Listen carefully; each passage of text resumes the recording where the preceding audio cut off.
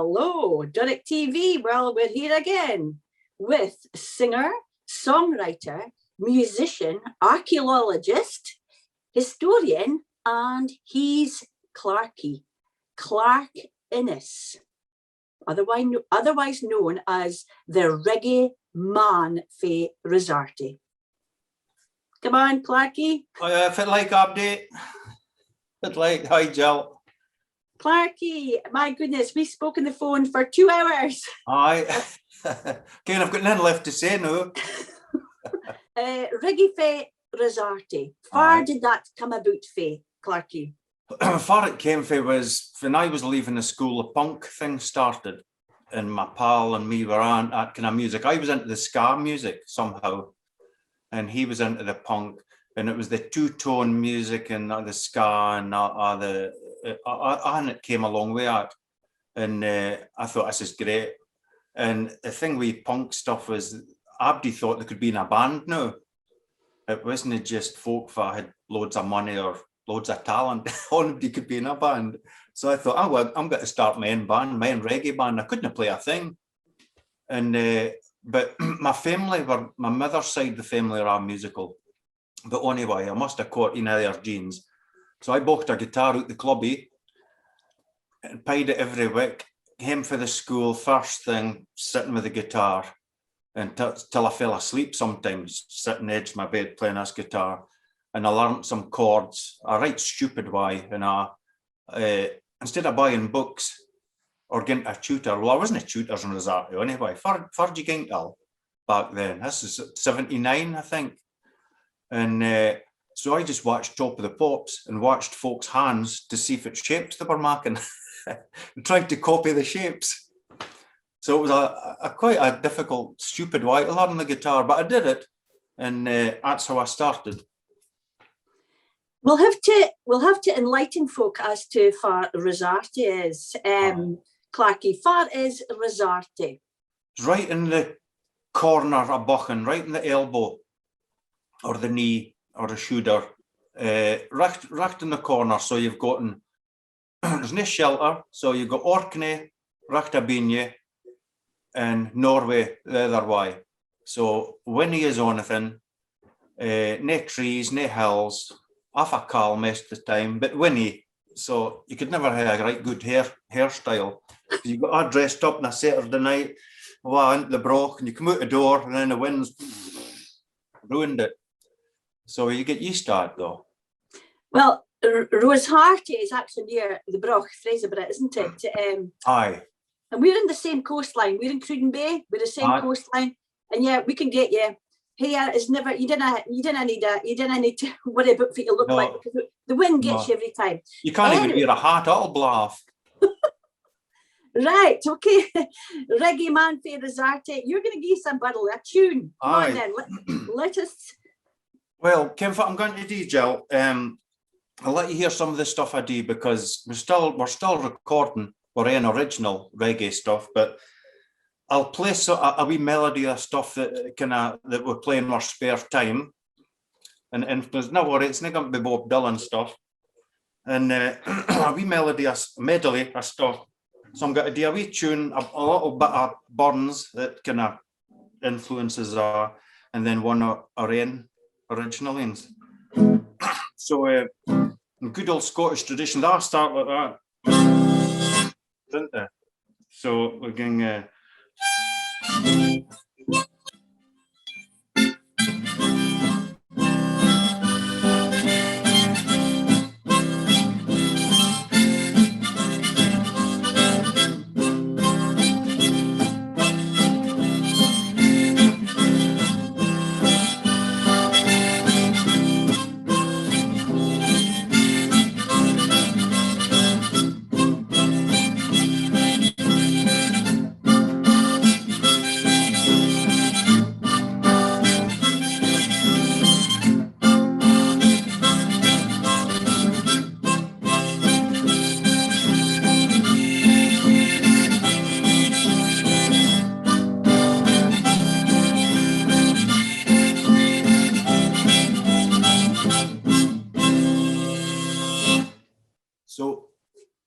do that.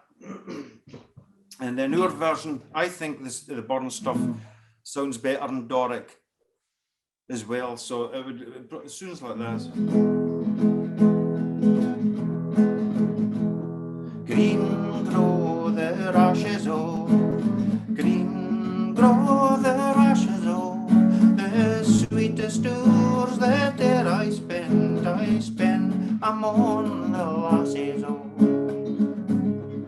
Now there's naught but care on every hand, with every hour that passes, oh, if it signifies a worth a man, and burn for the lassies, oh. So green grow the rushes, oh, green grow the rushes, oh, the sweetest hours that e'er I spent among the lassies, oh.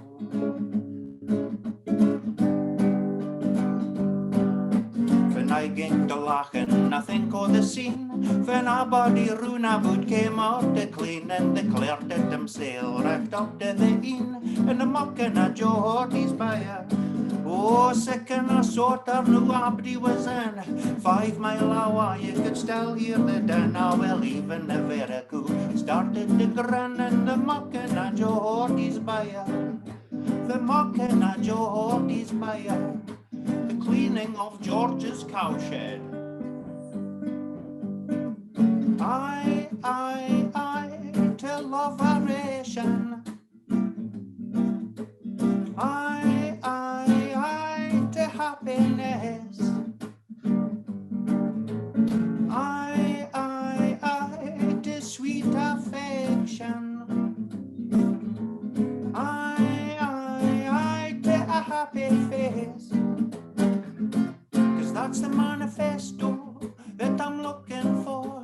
Ah, the lee long day, within I hate to fight for. Sick a bonny thing for the world to go that way. Surely the people would give their vote when there's so much water in our the boat. A good turn deserves another.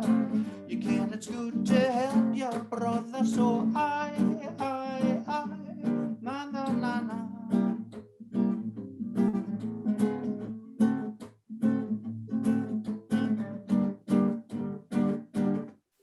That's it.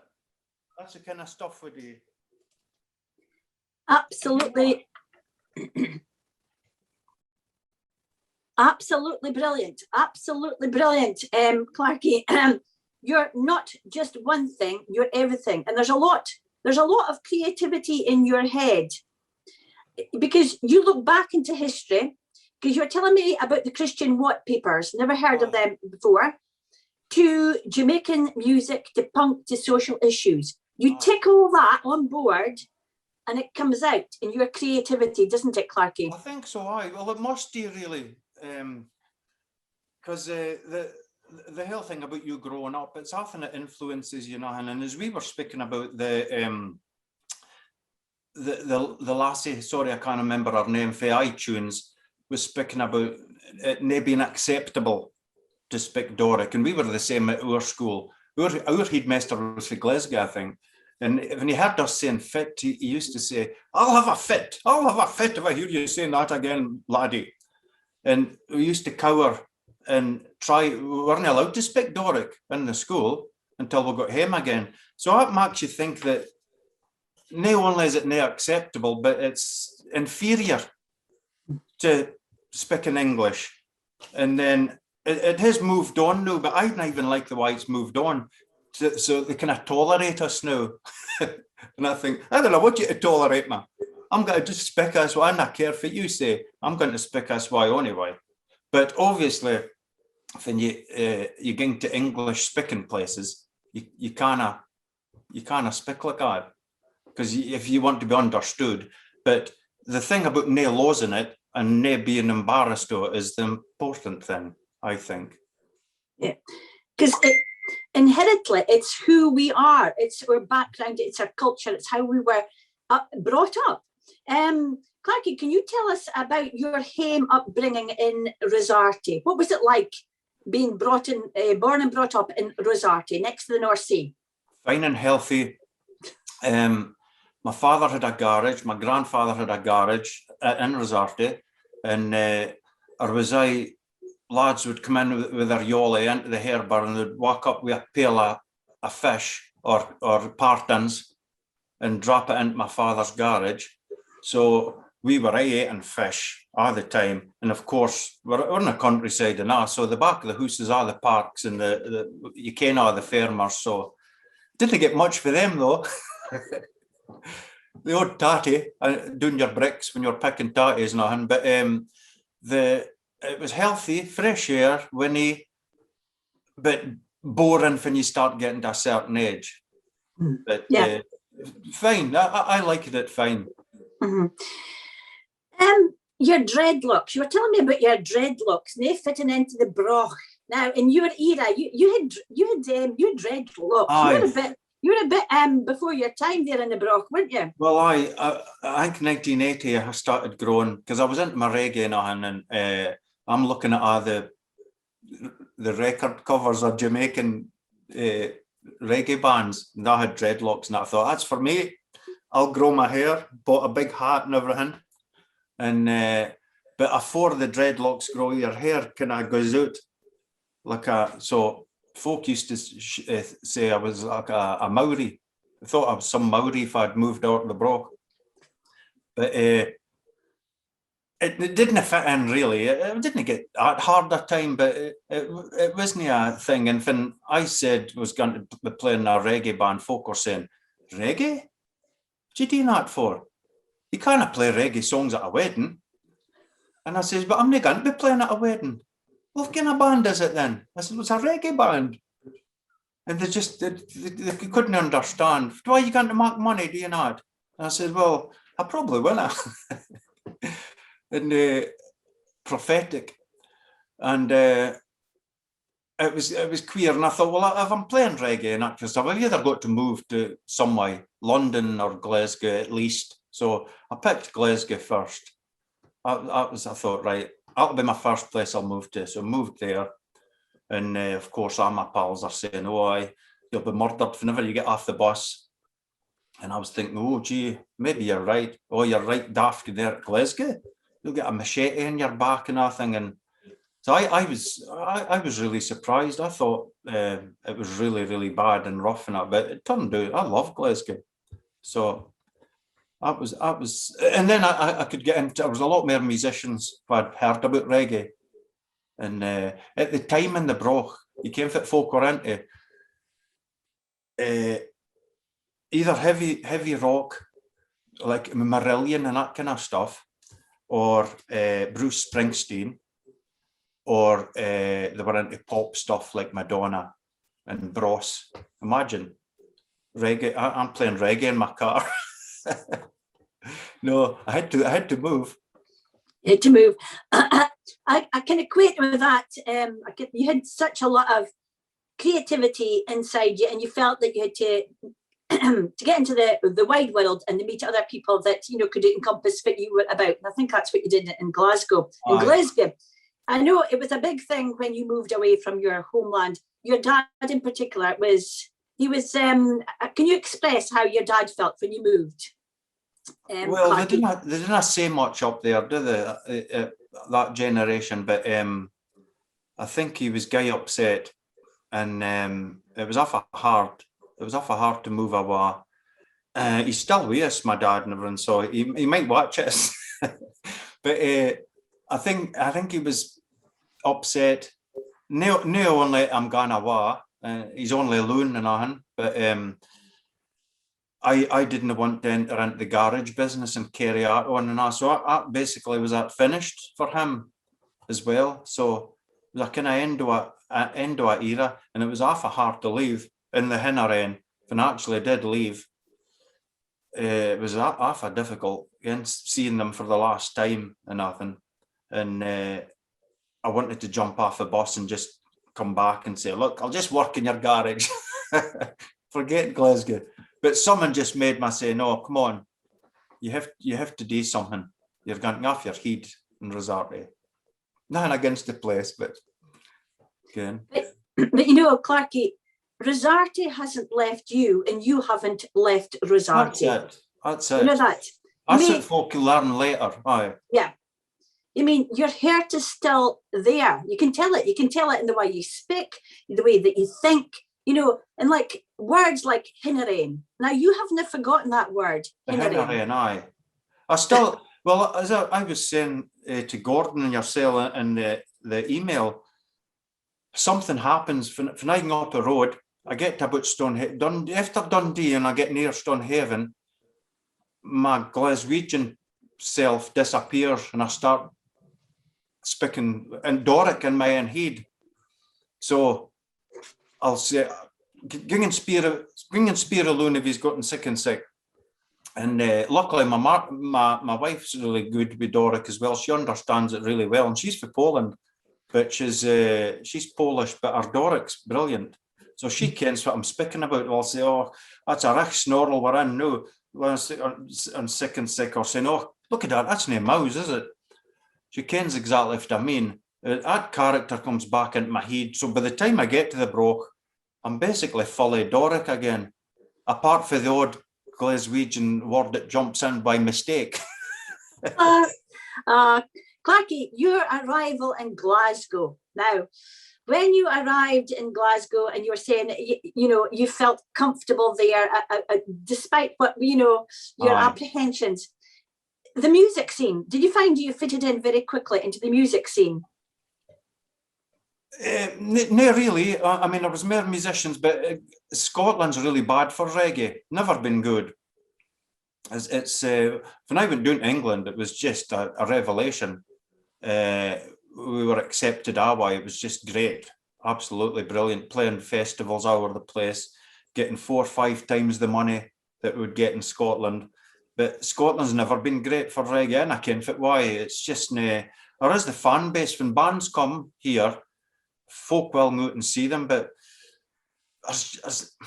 I'm not sure if it is something about the Scottish psyche. They're not too keen on reggae, and I think it might be because it's awful close to their own Scottish country dance music, and that might be if it pits them off, because that's the music their father listened to, Andy Stewart and that kind of the White Heather Club type of stuff.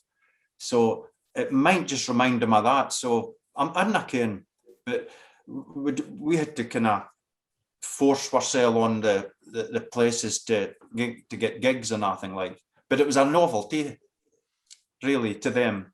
Us white boys for Glasgow playing reggae and singing in a Scottish accent. But I didn't like it being a novelty because novelties wear off and disappear. And I thought, but we're not a novelty. I'm singing because this is how I speak. I think that, and the Jamaican influence, tell us about that into reggae and the Scottish influence as well. I think that's fascinating. Well, it was something that I kind of researched a while back because I tried the Scottish Arts Council. I didn't give me the money, by the way, to go to Jamaica, because the research I'd done that after the 45 in Culloden, a lot of Scots folk were taken to Jamaica as slaves to work in the sugar plantations along with the Africans who were also slaves. And the bid basically we in another, and they played music, obviously, from the tours that they weren't working in a night. And the Scots and the Irish slaves who were there were playing melody-based kind of music that we play, and the Africans were playing rhythm kind of based drumming type music, and they kind of blended them together. And there's been a few folk who have thought that the origins of popular music in Jamaica, like mento, ska, rocksteady, and eventually reggae, came from that pairing. And I think and you can hear the skank that Scottish country dance music has is the same as reggae. They ching, ching, ching. So the old wifey with the purple rinse is actually playing reggae on the piano. She doesn't ken. We could listen to you all day, Clarky. We could listen to you all day. Right, where else have you been with your music? You were telling me that you've been busking in Paris. Aye, well, I didn't take the band there. That was too dear at the time. The bands just played up and down Britain constantly for years, right to the end, each end. But I went to Paris and some other tunes in France as well, and with my guitar and busked about. But it was mainly Burns tunes I was doing, Killie Cranky and that kind of thing, Linton Lowren, and the odd thing that they wanted to hear, like Blue Suede Shoes or something. But that was great. They loved it. I busked in the Paris metro because it was a nice echo and everything. And a Rosehearty I was busking and playing away, and this Quine come up and just stood right in front of me, looking at me. And I'm playing away. I thought, oh, gee, this is going to be some crazy person.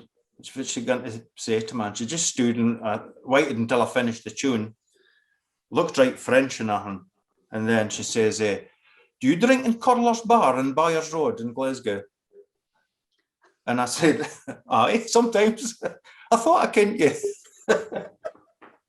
So that was a Glaswegian lassie that I'd met there, but that was great. A good experience in that because it was a different kind of, I think I mentioned the busking thing to you. And busking in France is a normal art. Folk like it, folk expect to see it, and they'll watch you and give you money and all the rest of it. And in Glasgow, there's a similar kind of thing. Sometimes you'll have a crowd round you. I've not busked for a long time, but you'll have a crowd right round you and they'll clap and give you money and all the rest of it. But when I went to Rosehearty a year, I was in my old pals, I was speaking to Al, and he says, what have you been doing? And I said, I was what, France, what have you doing there? Working? I said, well, kind of. I says, I was out busking, and his head hung, and he said, I'm awful sorry to hear that. I says, why? He went, I didn't ken that's what you'd came to. He said, you had on the ground or nothing? I said, aye. I'm awful sorry. I said, no, I'm fine. The difference in the view that folk take a busking, I'm not quite sure if it's like up the road. Still busking it, is it more acceptable no to see a busker? Well, I don't. It's a shame to say, but we don't see many buskers in the tune in Aberdeen. I don't know why. I don't think it's quite caught on. That'll be why.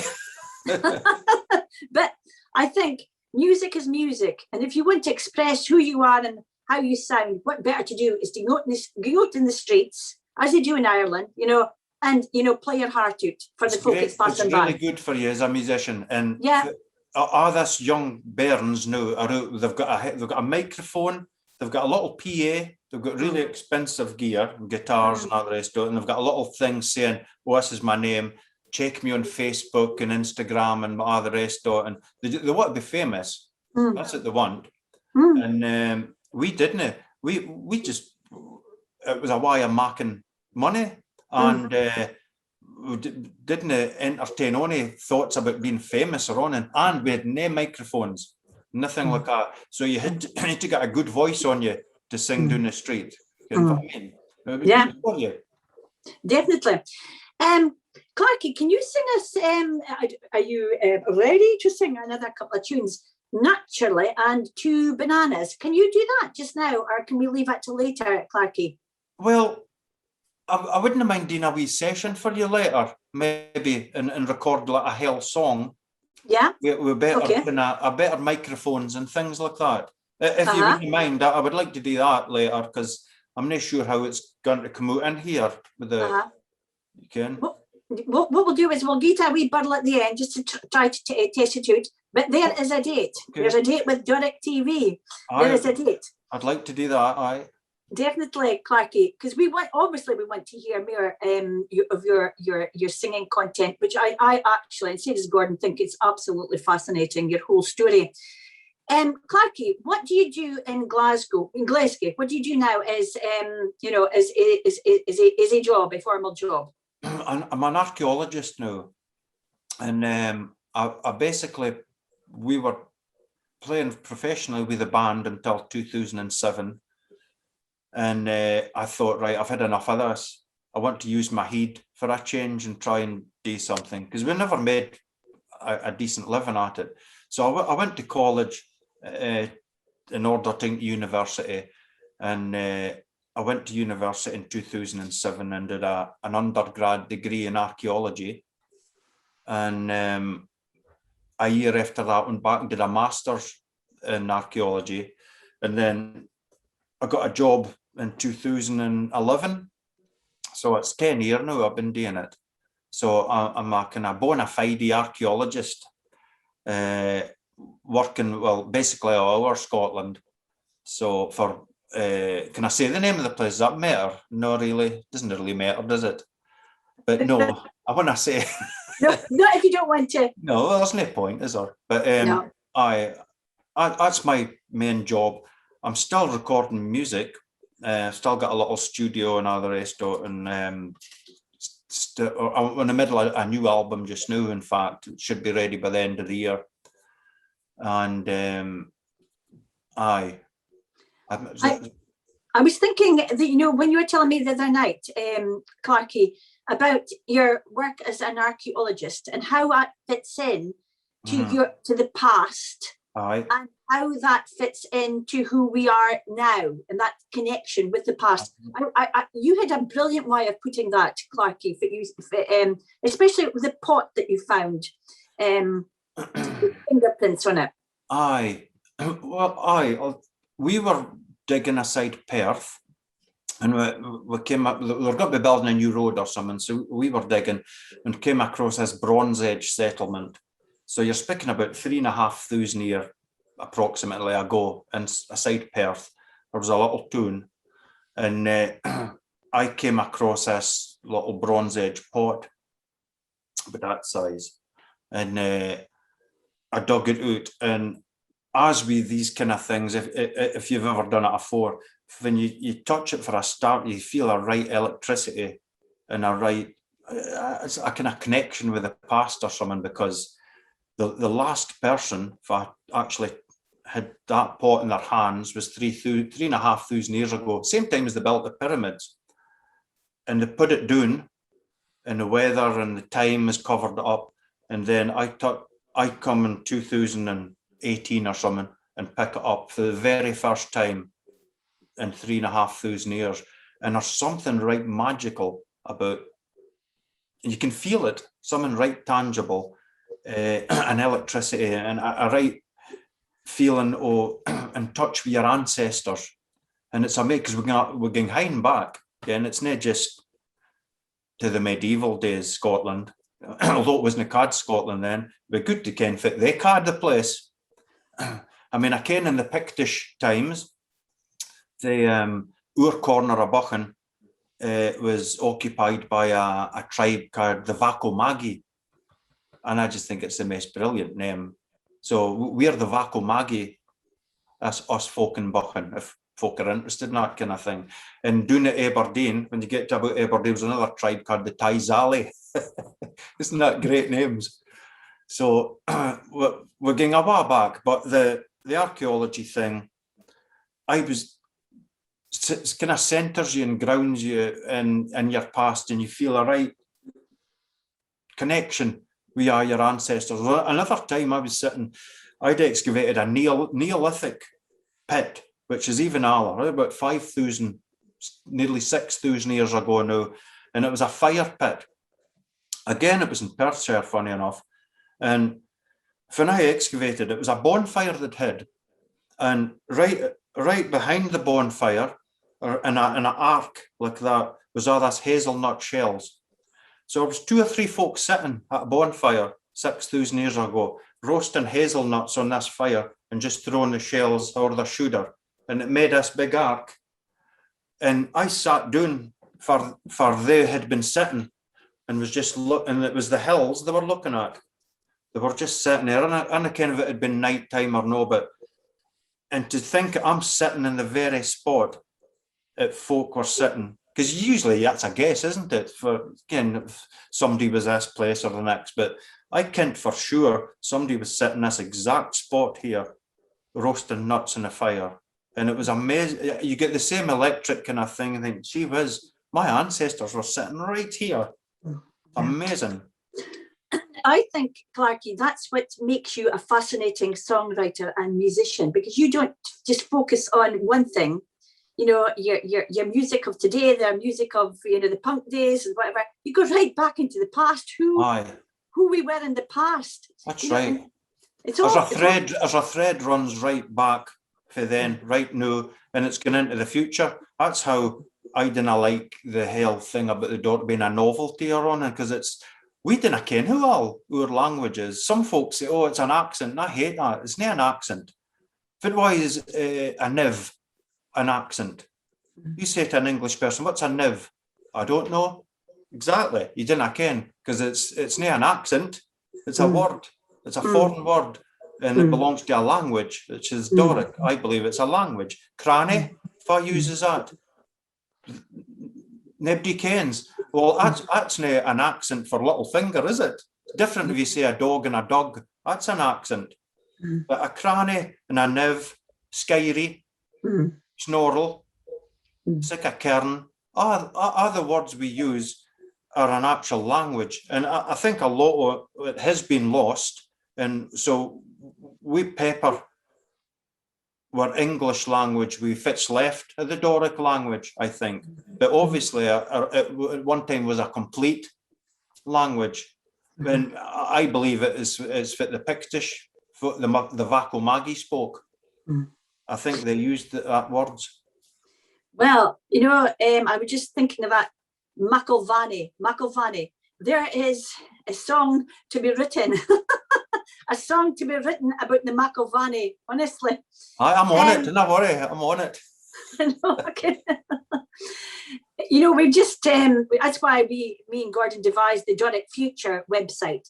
Who we are today is relevant to the future, because we have devices nowadays and a technology that we will be seeing in 2,000 years' time, Clarky. And that's why me and Gordon are working hard with all this content, bringing in the voices, the faces of who we are today, you know, and connecting it with the Doric culture and language, so that people in the future can see and hear us. And I mean, it's very time consuming, you know, what we do, it's lengthy, and, you know, it takes time to build an audience, but that, you know, that's what we're at the moment. Anyway, that's a plug for us.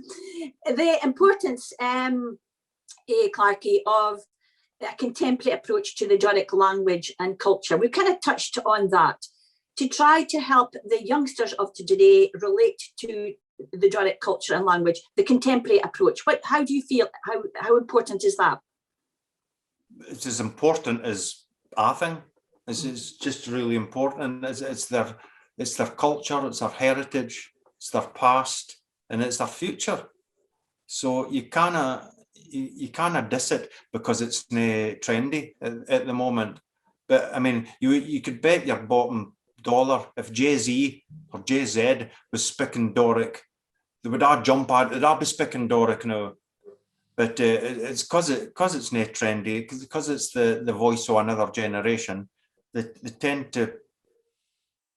It's queer because, as I said, I was embarrassed speaking English at school, because if the headmaster pulled you up about someone, you had to speak English to them. Your pals are going. You hated speaking English. I felt right embarrassed, and now it's turned the complete other way.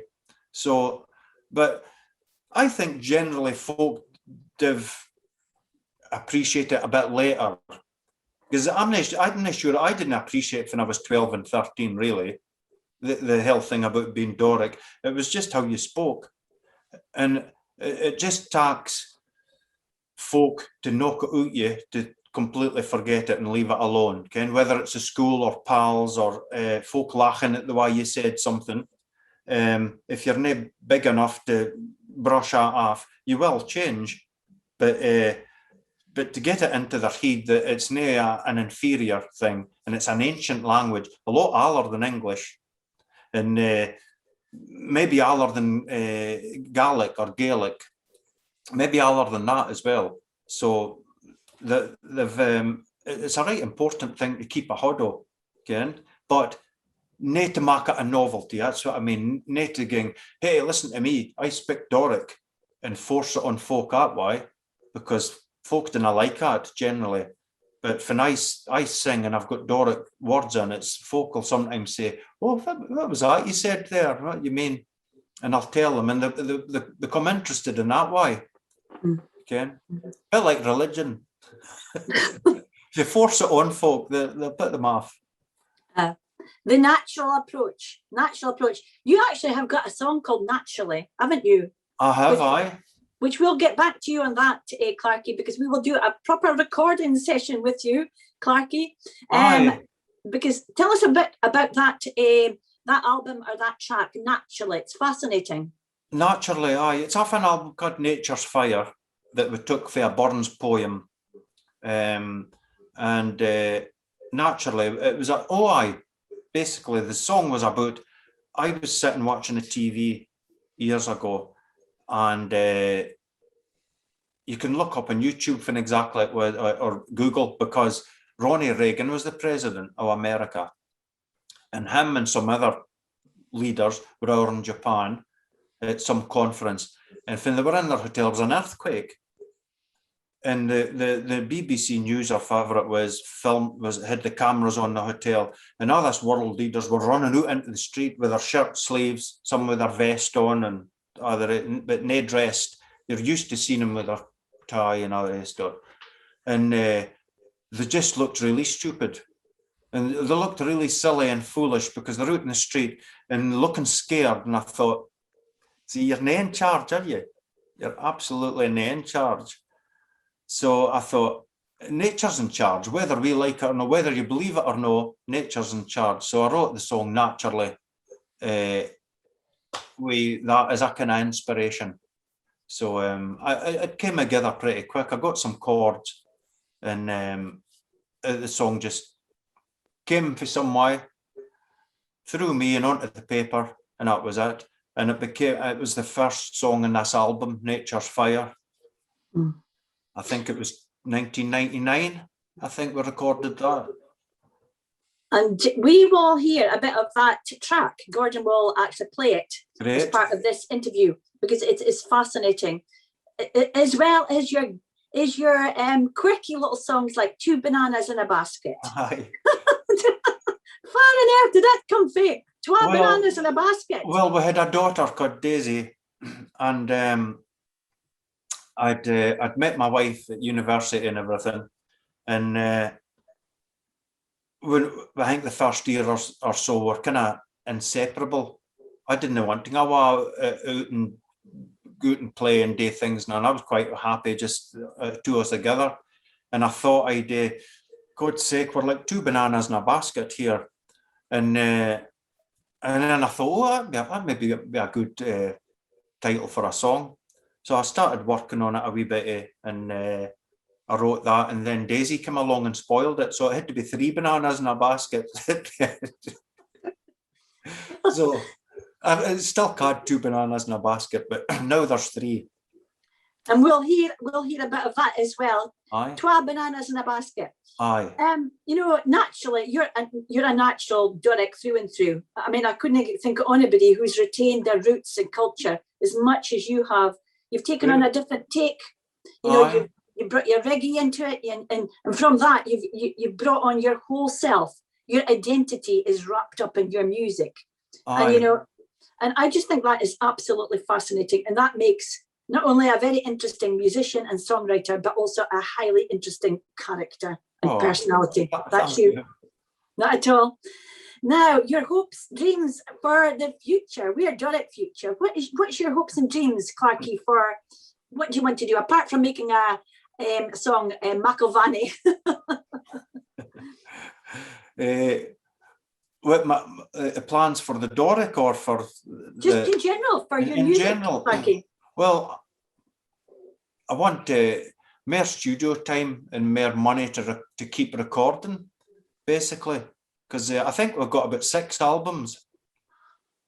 But me being the manager of the band for quite a few years, mismanaged everything. So there's not much stuff to be found. I've still got albums here and there. I lately put them onto a couple of them onto a distribution label, or folk can upload and that, but the other ones are kind of lying about and they're really for nobody can get hold of them, apart from the folk I've got them already. But we would need some kind of management to sort that out. But apart from that, I'd like to keep recording and keep that Doric thing going through the music as well into the 21st century, and keep it as a thing, not a novelty, but as a thing that's still going. And apart from that, music-wise, I hope the Doric can revive a bit. At the same time, I don't want a big revival like the Gaelic could happen, because it puts this kind of, see, the thing about are some benevolent language chief somewhere in Britain that goes, oh yes, let's give the Doric a chance now. Yes, let's try that. Let's give them 2 years and see how it goes. We'll put some money. I don't want that to happen, because that's just horrible. Because we didn't need